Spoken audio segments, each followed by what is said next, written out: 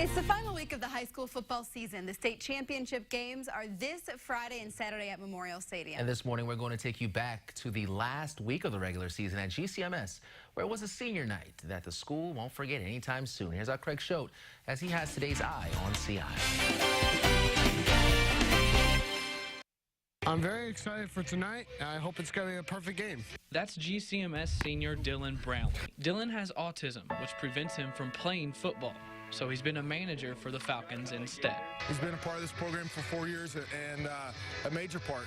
And he's made us realize a lot of things, that football isn't the most important thing. And he makes us kind of face reality sometimes, and he's made it so enjoyable for everybody. He's been a big part of the team, you know, through its ups and downs. And he's just always been there for us. This year, he's not only a manager. Before the season, he was voted by the team to be one of their 5-team captains, alongside Keegan Allen.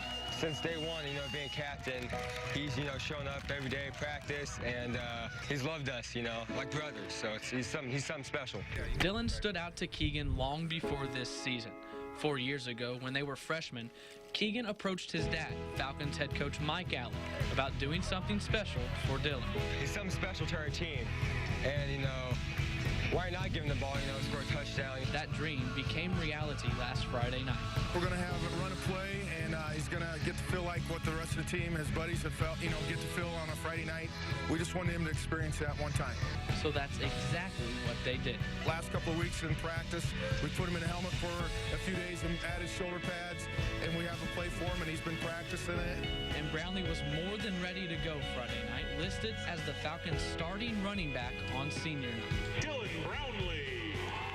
I'm out here. I'm going to be doing the handoff ball. I'll be scoring a touchdown. I will do the spike and the dabs for the Red Army. He went through the whole pregame routine with his teammates, leading the Falcons in stretching, running out of the tunnel, even making the call for the coin toss. We want the ball. Okay, good. GCMS has had its fair share of running back talent the past couple of years. Their star from last year, Nick Meunier, is currently playing for Army.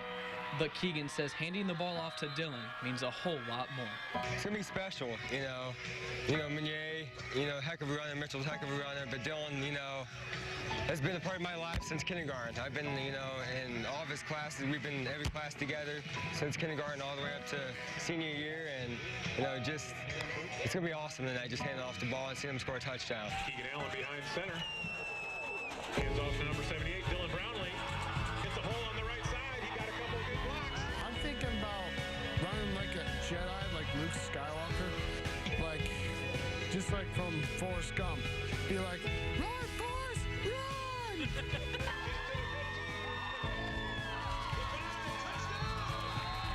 Way to go, Dylan.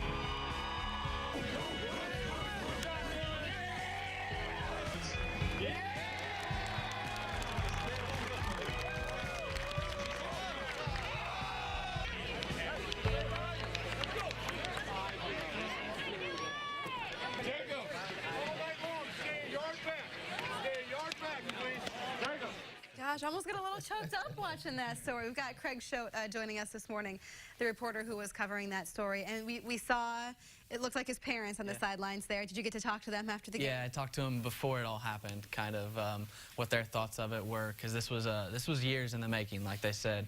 So they were really proud of him and proud to be there and watch it happen from the field. Instead of the bleachers, they were right there on the field.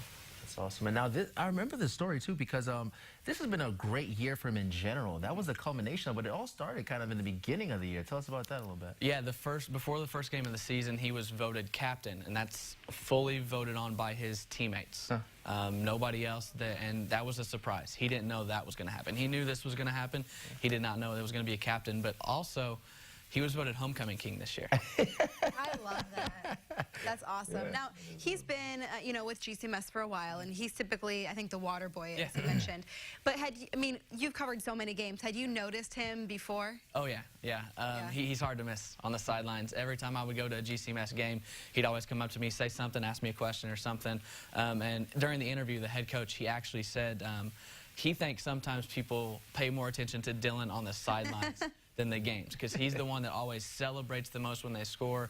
Anything good that happens, he's dancing out there on the sideline, so he's hard to miss out there. What about the other team when they played? GCMS took on Hayworth, I believe? Hayworth, yeah, they played Hayworth. And it's actually a good story. The original plan for me was to do a story on 2 kids, because Hayworth has an autistic manager as well, and they were going to let him score. I got to the game that night, and Mike Allen, the head coach, told me that their kid decided not to do it that night, so we just focused on Dylan. But their manager was only a junior, so I think he kind of wants to do it at home in front of his home fans next year. Okay.